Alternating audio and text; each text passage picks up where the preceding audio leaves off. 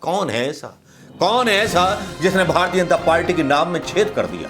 कौन है ऐसा जिसने भारतीय जनता पार्टी के नाम को डुबोने के लिए चुनाव से पहले गुजरात के ये बयान दे दिया, जनता पार्टी के भ्रष्टाचार की पोल खोल दी, लंगोट उतार दिया उस संस्कारी पार्टी का जो अपने आप को संस्कारी कहती है, उस मोदी की पार्टी का जो मोदी कहते हैं कि हम भ्रष्टाचार खत्म कर देंगे, और भ्रष्टाचार हमने खत्म कर दिया है। वो अलग बात है कि मोरबी की घटना में जान चली जाती है, किसी मीडिया का, किसी न्यायपालिका की हिम्मत नहीं होती कि अपने तौर पर संज्ञान लेकर के मोरबी के गुनहगारों को जेल के शीशों के अंदर डाल सके। कैसी है ये मजबूरी? कौन है वो लोग? कौन है वो शासक?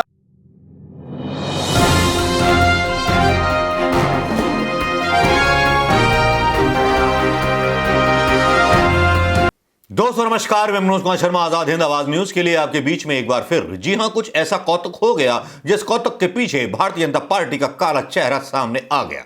जी हां, काला चेहरा इसलिए भी सामने आ गया क्योंकि चुनाव जो चल रहे हैं और चुनाव के वक्त एक ऐसा भारतीय जनता पार्टी का कोई वीर साहसी मुख्यमंत्री, पूर्व मुख्यमंत्री एक ऐसा बयान दे गया जिसने भारतीय जनता पार्टी के भ्रष्टाचार की पोल खोल दी, लंगोट उतार दिया उस संस्कारी पार्टी का जो अपने आप को संस्कारी कहती है, उस मोदी की पार्टी का जो मोदी कहते हैं कि हम भ्रष्टाचार खत्म कर देंगे, और भ्रष्टाचार हमने खत्म कर दिया है। वो अलग बात है कि मोरबी की घटना में कितना बड़ा भ्रष्टाचार हुआ, उस पर गोदी मीडिया को सांप सूंघ गया, किसी ने कोई सवाल ना पूछा, किसी ने कोई जवाब ना मांगा।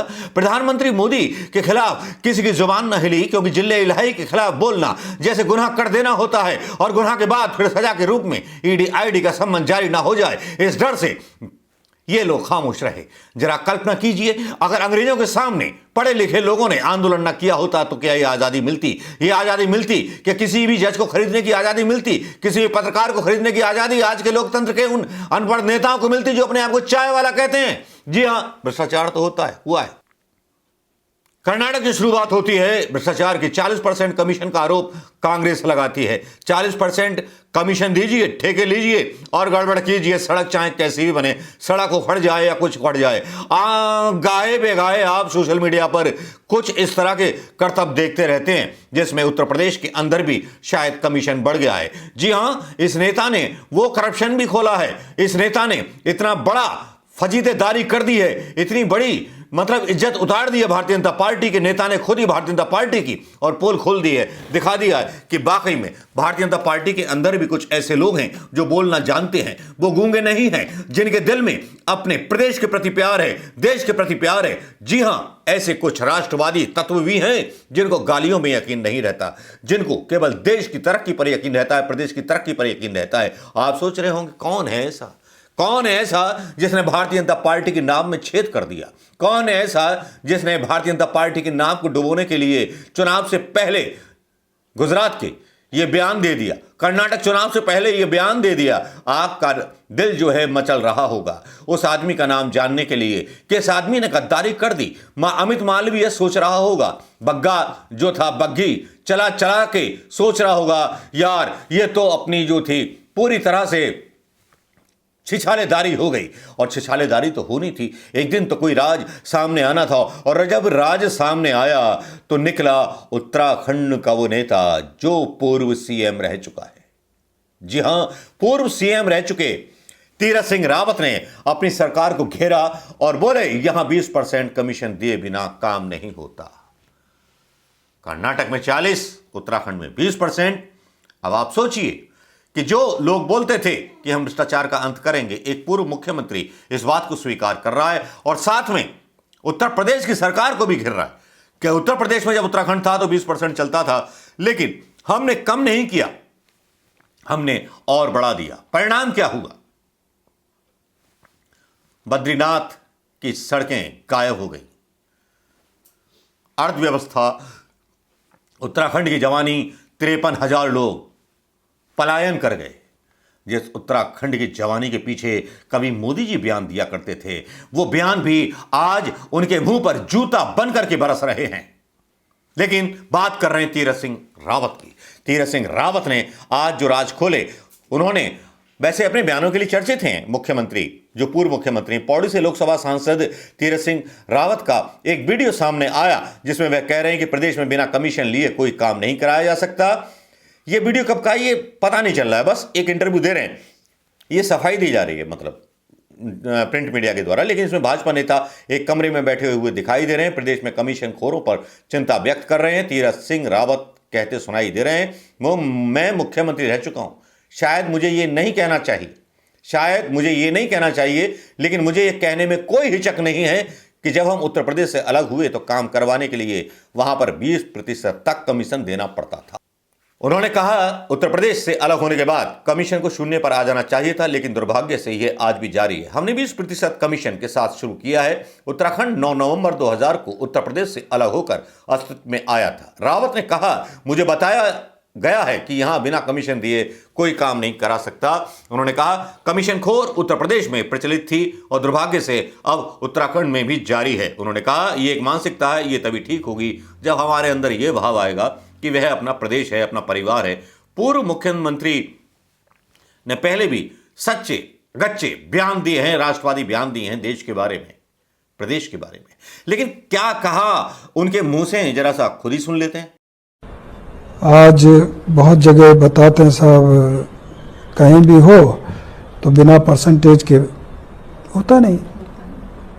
और मैं कभी एक बार मैंने कहा था, भले आज मुझे कहना नहीं चाहिए, मैं तो मुख्यमंत्री जैसे पद पे रहा हूँ, आज इस पद पर भी हूँ और सरकार भी है, लेकिन मुझे कहने में कोई हिचक नहीं होती। जब उत्तर प्रदेश में थे, हम जब अलग हुए तो हमको वो कमीशन खोरी छोड़कर 0 पे आना चाहिए था।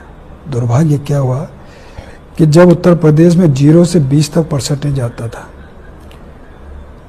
जल निगम है, जल संसाधन, सड़क है, फलाना है, अलाना, सुनते थे 2%, 3%, 20%। कहा है भाई, हम उत्तराखंड में आए तो हमें 0 होना चाहिए था। हुआ क्या, 20 उत्तर प्रदेश के अंदर 20 तक था तो हम 20 से शुरू हुए। ये दुर्भाग्य रहा है, नीचे जाने की जगह ऊपर ही चलते। अरे इस बात को मैं बार बार भी कहता हूँ और कहा भी मैंने, और इसके लिए मैं किसी को दोषी ऐसा नहीं किया, कोई एक व्यक्ति तो दोषी नहीं है।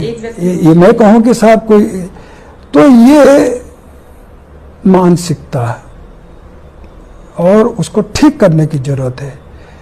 यह मेरा प्रदेश है, यह मेरा परिवार है, यह भाव जब तक नहीं आएगा तब तक। ये सुन लीजिए तीरथ सिंह रावत का खुलासा और ये स्वीकारनामा एक तरह से भारतीय जनता पार्टी के मोदी के उन वादों पर एक सीधा सा थप्पड़ है तीरथ सिंह रावत का, जिसमें मोदी जी घूम घूम करके ड्रेस बदल बदल करके ये दावा करते हुए घूमते हैं कि हमारी सरकार में कोई भ्रष्टाचार नहीं है, कोई भ्रष्टाचारी नहीं है। तो वाकई लगता है कि देश की जनता के साथ मजाक कर रहे हैं। अदानी सेकंड नंबर का अमीर बन जाता है, मोरबी के पुल में लोगों की जान चली जाती है, किसी मीडिया का, किसी न्यायपालिका की हिम्मत नहीं होती कि अपने तौर पर संज्ञान लेकर के मोरबी के गुनहगारों को जेल के शीशों के अंदर डाल सके। कैसी है यह मजबूरी?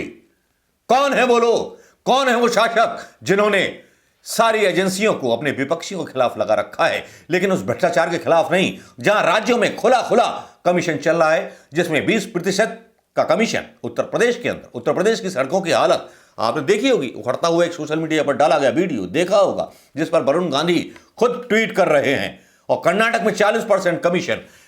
इस बात से आप क्या समझते हैं? क्या संज्ञान लेगी? क्या मोदी जी इस बारे में कोई एक्शन लेंगे? आपकी पार्टी का नेता ही आपकी धुलाई अपनी चप्पल से कर रहा है। चलिए, कुछ लोग साहसी तो हैं, न्यायपालिका ना सही साहसी, मीडिया ना सही साहसी, ना प्रिंट मीडिया सही साहसी, लेकिन पार्टी के अंदर ही भीतरघात की स्थिति अब पैदा होने जा रही है। चाहे गुजरात चुनाव हो, चाहे हिमाचल चुनाव हो, भारतीय जनता पार्टी काफी गहरे आघात से गुजर रही है और भारतीय जनता पार्टी को इतना डर सता रहा है कि एक केजरीवाल जैसे छछूंदर को जो है गुजरात चुनावों में उतारना पड़ा है। छछूंदर केजरीवाल की कहानी हम अगले वीडियो में डालेंगे, आने वाले वीडियोस में डालेंगे, लेकिन यह बात तो तय है कि भारतीय जनता पार्टी जो है कमीशन खोर सरकार है, कमीशन लेती है और हिंदुओं से भी लेती है, मुसलमानों से भी लेती है। अगर मुसलमान ज्यादा कमीशन दे दें तो ठेके उनको दे देती है, वहां उसके हिंदू और राष्ट्रवादिता की परिभाषा बदल जाती है। कैसी है ये मजबूरी, कैसा है ये सियासत का खेल, ये समझ में आने लगता है। और जब सियासत का ये खेल समझ में आने लगता है तो मोदी जी की वो तस्वीर भी सामने नजर आने लगती है जिसमें बहरूपिये बन करके ढोलक बजाते हुए जुमलों की और डमरू बजाते हुए झूठे वादों की वो घूमते फिरते हैं। नमस्कार मोदी जी, अगर शर्म हो तो डूब मरो गंगा के किसी पानी में, शर्म हो तो डूब मरो यमुना के प्रदूषित नाले में, शर्म हो तो डूब मरो मोरबी की उस नदी में जहां पर 141 लोग मर गए। नमस्कार, जय हिंद दोस्तों।